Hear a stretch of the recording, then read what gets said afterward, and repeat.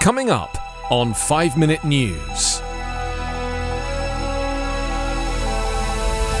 Parade crash suspect was fleeing scene of domestic dispute. Biden to keep Jerome Powell as chair of Federal Reserve. And the Netherlands and Germany face tightening COVID restrictions as Austria goes into lockdown. It's Tuesday, November 23. I'm Anthony Davis.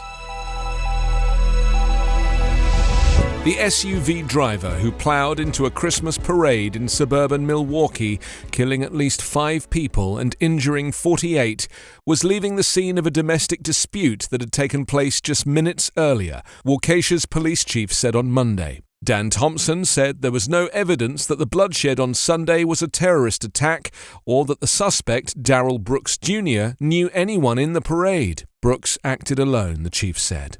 39-year-old Brooks of Milwaukee had left the site of the domestic disturbance before officers arrived and was not being chased by police at the time of the crash, according to the chief, who gave no further details on the dispute. Police said they were drawing up 5 charges of intentional homicide against Brooks. He has been charged with crimes 16 times since 1999 and had 2 outstanding cases against him at the time of the parade disaster, including one in which he was accused of deliberately running down a woman with his vehicle. On Sunday, a joyous scene of marching bands and children dancing gave way in an instant to screams and the sight of crumpled bodies as the SUV sped through barricades and struck dancers, musicians, and others in the community of 72,000.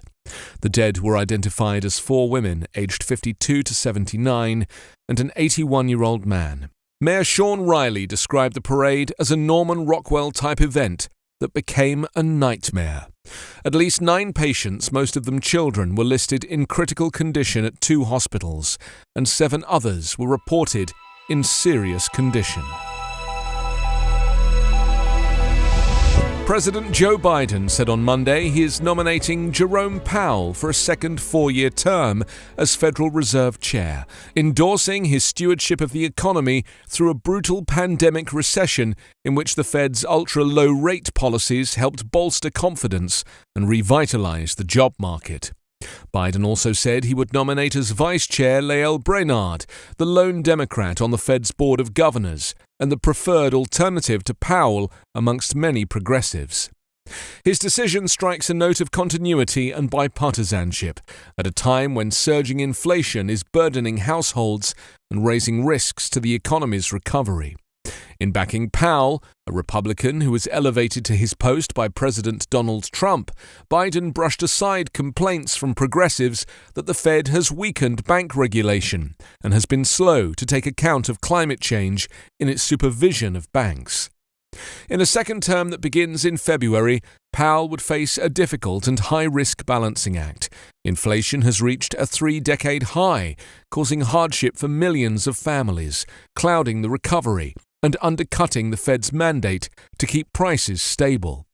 But with the economy still 4 million-plus jobs shy of its pre-pandemic level, the Fed has yet to meet its other mandate of maximizing employment. If confirmed, Powell would remain one of the world's most powerful economic officials. By either raising or lowering its short-term interest rate, the Fed seeks to either cool or stimulate growth and hiring, and to keep prices stable.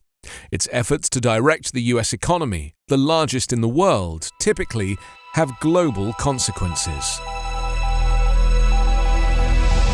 Germany and the Netherlands have been told they should face still tougher COVID restrictions, as the German health minister made the startling prediction that most of his compatriots would be vaccinated, cured, or dead by the end of winter.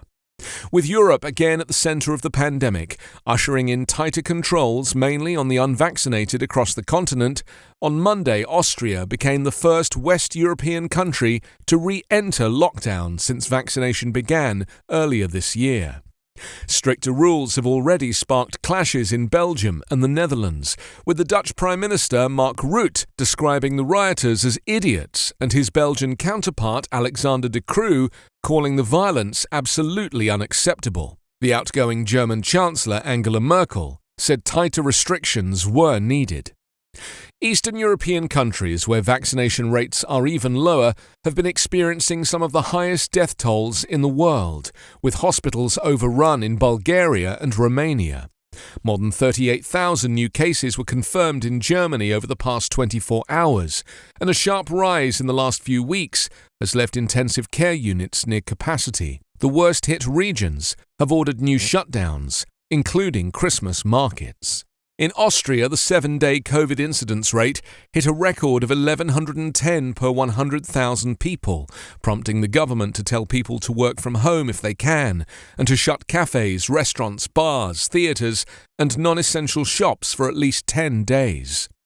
The return of severe COVID restrictions brought about 40,000 protesters onto Vienna's streets on Saturday, resulting in violent demonstrations in Brussels, and led to 3 nights of rioting across the Netherlands over the weekend. You can subscribe to 5-Minute News on YouTube with your preferred podcast app. Ask your smart speaker or enable 5-Minute News as your Amazon Alexa flash briefing skill. Subscribe, rate and review online at 5minute.news. 5-Minute News is an Evergreen podcast covering politics, inequality, health and climate, delivering independent, unbiased and essential world news daily.